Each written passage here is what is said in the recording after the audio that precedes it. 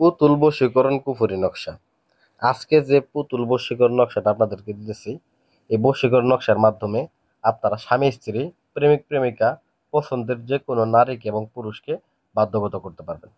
মনে করেন এই কাজটাতে আপনি কি কি করতে পারবেন, আমি আপনাদেরকে আগে বর্ণনা করি। মনে করেন যে আপনার স্বামী আপনার কথা শুনে না, আপনার স্বামী আপনার সাথে অত্যাচার করে, অন্য নারীর জন্য সে পাগল, অথবা আপনার স্ত্রী অন্য একটা পুরুষের জন্য এতটাই অস্থির হয়েছে, স্ত্রী আপনার সন্তান রাইখা সে ওই পুরুষের সাথে ভাগে গেছে বা পালায় গেছে।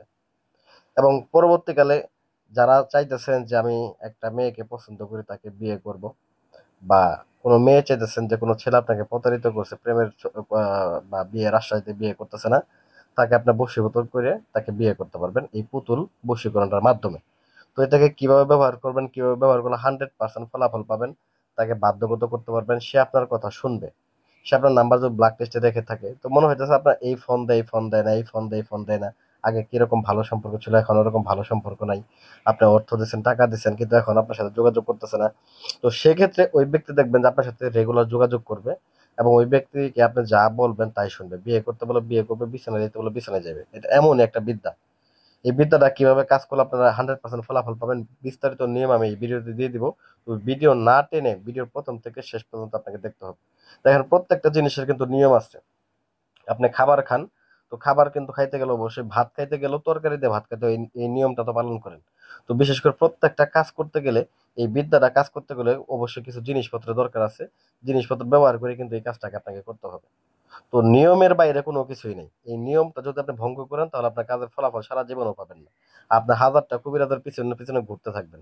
তবে যারা, আমি মনে করি যে যে যারা কবিরাজের পিছনে ঘুরতে ঘুরতে অতিষ্ঠ হয়ে গেছেন, তারা এই বিদ্যাটা ব্যবহার করবেন। যে আপনাদের এমনই কবিরাজের পিছনে ঘুরতে ঘুরতে, কাজ করতে করতে এমনই অবস্থা করছেন কাজের, যে কোনো কাজই আপনার কাজে লাগতেছে না, সেক্ষেত্রে এই বিদ্যাটা আপনার কাজে লাগবে। তো এই বিদ্যার ক্ষেত্রে কি কি আপনার ব্যবহার করতে হয় আমি বলতেছি।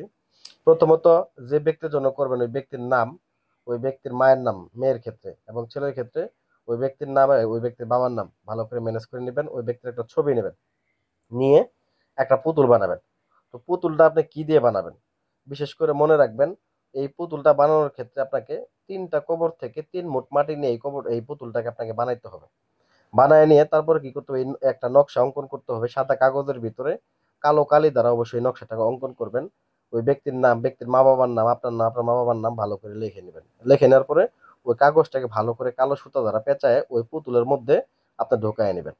ঢুকায় নেওয়ার পরে পরবর্তীকালে আপনার যে কাজটা, সেটা হচ্ছে একটা ছবি, ছবি নিয়ে ওই ছবিটার মুখটা কাটে নিয়ে ওই পুতুলের মুখের মধ্যে লাগায় নিয়ে এটাকে ভালো করে একটা সাদা কাপড় দ্বারা পেঁচায় নিতে হবে।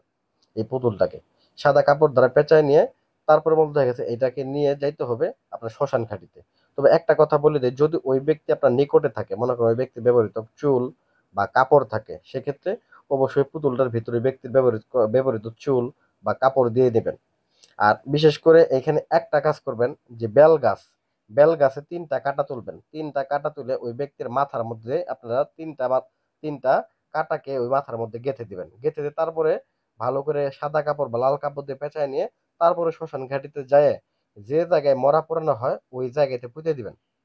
তবে যারা শ্মশান ঘাটিতে যাইতে পারেন না, তারা কি করবেন, তো যারা শ্মশান ঘাটিতে যাইতে পারেন না, তারা আপনার বাসাতে ভালো করে কাপড় দ্বারা পেঁচায় 3-4টে ইট দিয়ে চাপা দিয়ে রেখে দিবেন। আপনার বাসাতে, আপনার বাসাতে যদি আপনি 3-4টে ইট দিয়ে চাপা দিয়ে, ভারী কিছু দিয়ে চাপা দিয়ে রাখতে পারেন, ওই ব্যক্তি পৃথিবীর যে প্রান্তে থাকুক 24 ঘন্টা পর থেকেই, চাপা দিয়ে রাখা 24 ঘন্টা পর থেকে সে আপনার জন্য এতটাই ব্যতিব্যস্ত হয়ে যাবে, এতটাই পাগল হয়ে যাবে, এক কথায় বলতে গেলে আপনি যা বলবেন তাই শুনবে।